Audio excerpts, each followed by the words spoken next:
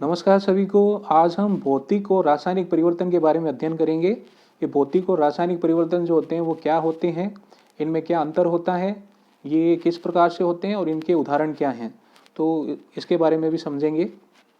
तो सबसे पहले भौतिक परिवर्तन। भौतिक परिवर्तन वे परिवर्तन होते हैं जिसमें पदार्थ के भौतिक गुण तथा अवस्था में परिवर्तन होता है, परंतु उसके रासायनिक गुणों में किसी प्रकार का कोई परिवर्तन नहीं होता।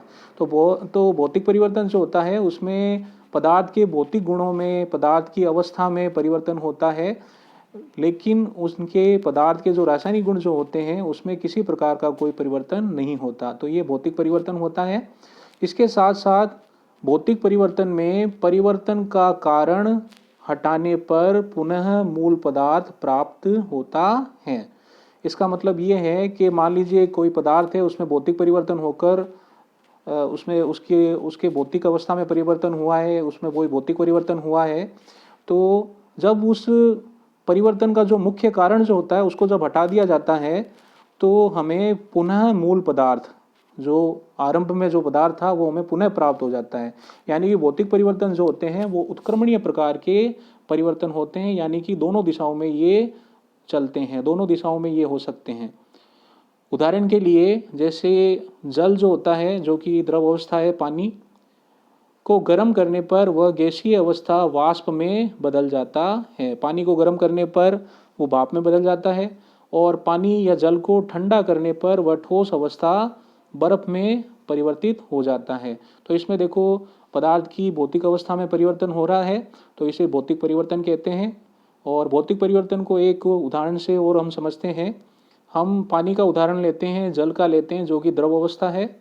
और जल जो होता है उसकी तीन अवस्था होती है: द्रव अवस्था जल, ठोस अवस्था बर्फ, और गैस अवस्था जो होती है वो वाष्प या भाप होती है।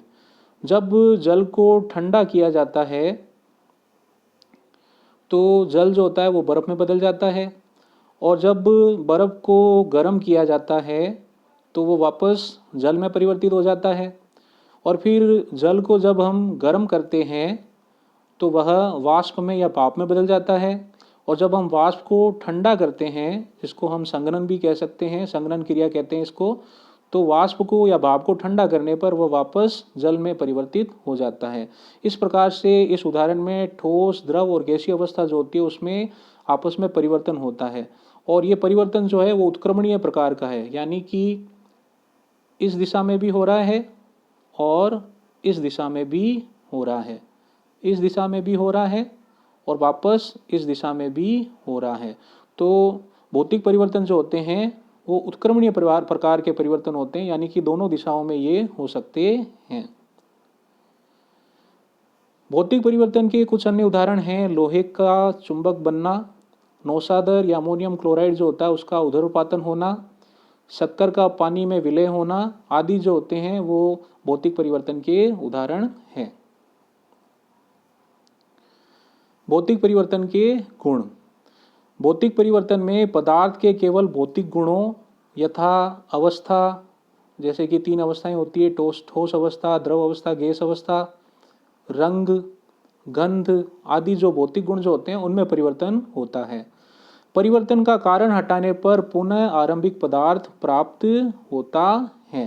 तो ये हमने पहले भी बात की थी कि जब भौतिक परिवर्तन जब होता है उसमें परिवर्तन का जो मुख्य कारण जो होता है, चाहे वो ताप हो चाहे दाब हो, उसको जब हटा दिया जाता है तो पुनः हमें आरंभिक पदार्थ, मूल पदार्थ जो होता है वो प्राप्त हो जाता है। तो भौतिक परिवर्तन जो होते हैं वो उत्क्रमणीय प्रकार के होते हैं, वाइस वर्सा, दोनों दिशाओं में चलते हैं। ये परिवर्तन अस्थायी होते हैं। भौतिक परिवर्तन जो होते हैं वो स्थायी नहीं होते हैं, अस्थायी होते हैं। और ये एक बार होने के बाद में वापस विपरीत दिशा में भी आ जाते हैं। एक बार कोई पदार्थ जो है उसकी, मान लीजिए जैसे उदाहरण के लिए हम जल की बात करें, तो जल को जब हम गर्म करते हैं तो वह भाप में बदल जाता है। अब जो तापमान जो कारण है, इसमें जल को भाप में बदलने का कारण कौन है? तापमान है। तो इस तापमान को जब हम कम करते हैं, भाप को जब हम ठंडा करते हैं, तो भाप जो होती है वो पुनः जल में परिवर्तित हो जाती हैं। तो इस प्रकार से भौतिक परिवर्तन जो होते हैं वो उत्क्रमणीय प्रकार के होते हैं और अस्थायी होते हैं। भौतिक परिवर्तन में नए पदार्थ का निर्माण नहीं होता। मतलब भौतिक परिवर्तन जो होता है उसमें किसी भी प्रकार से नए पदार्थ का निर्माण नहीं होता। यानी कि पानी को गर्म किया तो वो भाप बन गया, तो वो भी पानी का एक रूप है। पानी को ठंडा किया तो वो बर्फ में बदल गया, तो वो भी पानी का रूप है। तो भौतिक परिवर्तन जो होते हैं उनमें कोई भी नया पदार्थ नहीं बनता, एक ही पदार्थ रहता है, बस उसकी अवस्था या उसके भौतिक गुणों में परिवर्तन हो जाता है। भौतिक परिवर्तन के उदाहरण जैसे गलन, गलना, वाष्पन, वाष्प बनना, क्वथन, हिमीकरण, उदरपातन और संघनन। ये कुछ क्रियाएं हैं, भौतिक क्रियाएं हैं जो कि भौतिक परिवर्तन के उदाहरण हैं।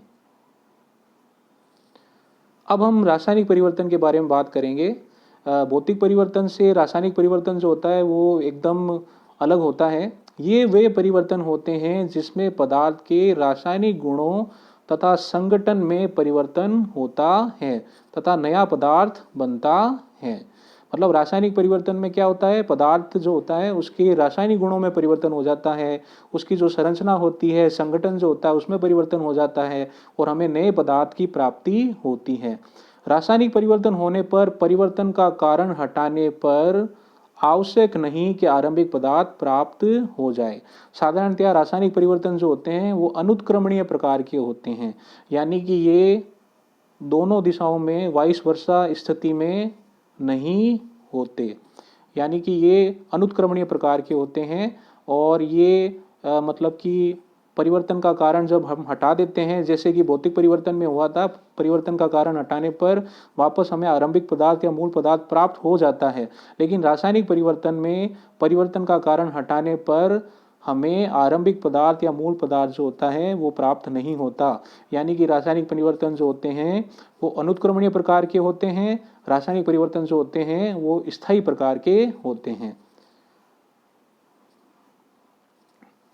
अब जैसे इसका उदाहरण है रासायनिक परिवर्तन का कि कोयले को जलाने पर कार्बन डाइऑक्साइड गैस बनती है। मतलब कोयला, कोयला यानी कि कार्बनिक पदार्थ। तो कार्बनिक पदार्थ को जलाना क्या होता है, दहन क्रिया होती है। तो कोयले को जब हम जलाते हैं तो हमें कार्बन डाइऑक्साइड गैस बनती है। तो ये एक प्रकार का रासायनिक परिवर्तन है। तो इसमें रासायनिक परिवर्तन में रासायनिक अभिक्रिया होती है और वो रासायनिक अभिक्रिया इस प्रकार है, कोयला जिसमें कार्बन होता है C जो कि ठोस पदार्थ है, और कोयला जो होता है वो ऑक्सीजन गैस की उपस्थिति में जलता है, क्योंकि जलने के लिए ऑक्सीजन गैस जो होती है वो आवश्यक होती है, ऑक्सीजन की अनुपस्थिति में जलने की क्रिया नहीं होती। तो कोयले को, कार्बन को जब ऑक्सीजन O2 की उपस्थिति में जलाया जाता है तो हमें कार्बन डाइऑक्साइड गैस जो है वो प्राप्त होती है। तो आरंभ में पदार्थ क्या थे, कार्बन था, ऑक्सीजन थी, और इनको जलाने पर, कार्बन को जलाने पर कार्बन और ऑक्सीजन की आपस में क्रिया हुई और हमें कार्बन डाइऑक्साइड गैस जो है वो हमें प्राप्त हुई। तो कार्बन डाइऑक्साइड गैस जो है वो एक नया पदार्थ है। तो इस प्रकार से ये एक रासायनिक परिवर्तन है जिसमें हमें रासायनिक अभिक्रिया के फलस्वरूप, हमें रासायनिक परिवर्तन के फलस्वरूप नए पदार्थ की प्राप्ति होती है।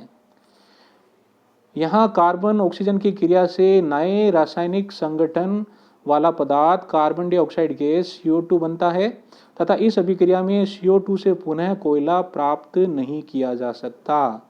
मतलब हम ये नहीं कर सकते कि भाई CO2 जो होती है उसको ठंडा करके हम वापस कार्बन और ऑक्सीजन हम प्राप्त कर लें, ऐसा नहीं हो सकता। ऐसा बिल्कुल भी नहीं हो सकता कि हम कार्बन डाइऑक्साइड गैस जो है उसको ठंडा करके हम कार्बन, कोयला और ऑक्सीजन जो है उसको पुनः प्राप्त कर लें। तो ये चीज़ संभव नहीं है। रासायनिक परिवर्तन के अन्य उदाहरण जो हैं उसमें है दूध से दही का जमना, बनी हुई सब्जी का खराब होना, लोहे पर जंग लगना आदि, ये भी रासायनिक परिवर्तन के उदाहरण हैं। अब देखिए, दूध से हम दही जमाते हैं तो ये एक प्रकार का रासायनिक परिवर्तन है, क्योंकि उसमें लैक्टिक एसिड बन जाता है और भी रासायनिक क्रियाएं होती हैं।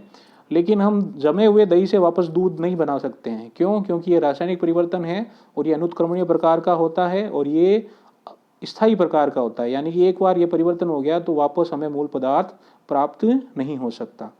तो ये रासायनिक परिवर्तन के उदाहरण हुए। अब रासायनिक परिवर्तन के गुण।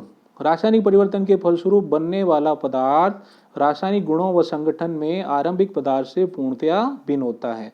कहने का मतलब ये है कि रासायनिक परिवर्तन में जब रासायनिक अभिक्रिया होती है तो उसके फलस्वरूप जो नया पदार्थ बनता है उसकी संरचना जो होती है वो आरंभिक पदार्थ से बिल्कुल अलग होती है, मतलब नए पदार्थ जो होता है उसका निर्माण होता है।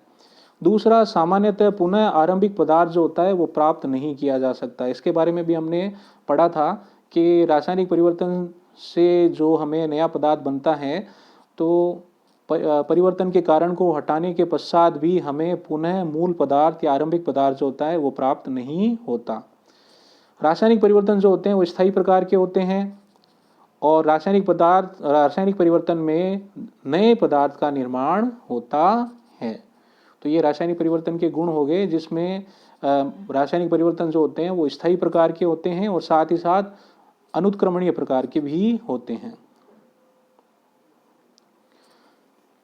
अब रासायनिक परिवर्तन के कुछ उदाहरण जो हैं, कुछ क्रियाएं जो रासायनिक परिवर्तन का उदाहरण है, उसमें दहन, जंग लगना, प्रतिस्थापन अभिक्रियाएं, अपघटन अभिक्रियाएं, संयोजन अभिक्रियाएं, वियोजन अभिक्रियाएं, जितनी भी प्रकार की रासायनिक अभिक्रियाएं होती हैं वो सभी रासायनिक परिवर्तन के अंतर्गत आती हैं। तो इस प्रकार से हमने भौतिक और रासायनिक परिवर्तन के बारे में अध्ययन किया, उसका तुलनात्मक अध्ययन किया। तो जय हिंद, जय भारत, धन्यवाद।